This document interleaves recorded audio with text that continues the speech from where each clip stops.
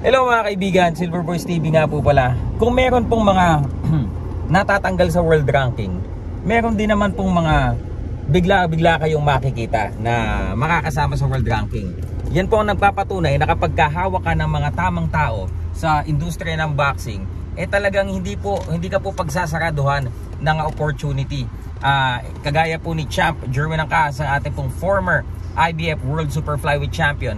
Alam naman natin, although nabigo siya last time, and when they decided to move up to 118, makikita nyo po ang updated rankings ng IBF mga kaibigan. Rank number 7 na po si Champ Jerwin Angkahas. Diba?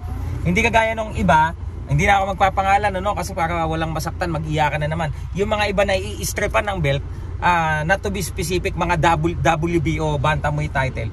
Pagkatapos, in less than a year, nawala na sa yung belt mo, natanggal ka pa sa world rankings. Bakante pa yung belt mo. Pati sa Ring Magazine, natanggal ka na. Diba? So, wala po tayong pinapakinggan, ha? That's what you get kung kalabanin mo po ang lahat ng mga big players sa industriya ng boxing. Diba? O if you want to double check, double check nyo. Check nyo yung updated rankings ng International Boxing Federation mga kaibigan.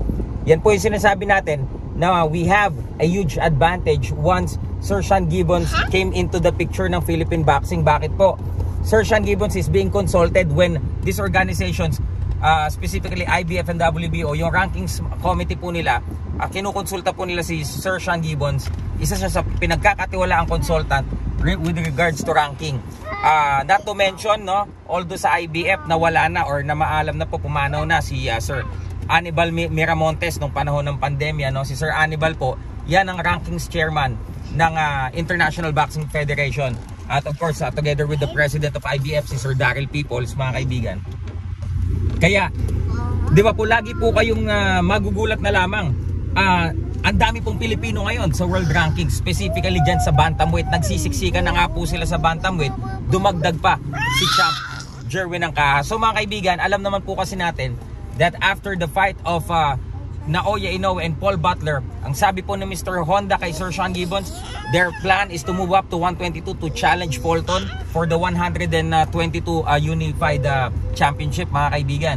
So ito pong progress po na ito will not be possible if we don't have the mechanic in the boxing industry na si Sir Sean Gibbons. Ngayon pong weekend, ngayon po ay nasa General Santos City Sir Sean, but this weekend nandito po siya sa Manila. Kami po ay magkikita and expect mga kaibigan ng kaliwat kanang update sa ating pong mga Pilipinong boksingero. Not only the Senator Manny Pacquiao, kasi alam naman natin he will be having this exhibition fight against DKU sa South Korea, but napakarami pa rin pong mga Pilipino ang mabibigyan ng break ngayon. At yun lang po mga kaibigan, siyasat po tayo, mag-observe po tayo.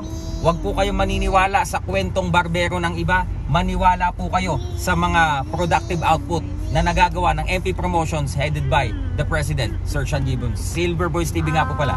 Magandang araw po sa inyo lahat.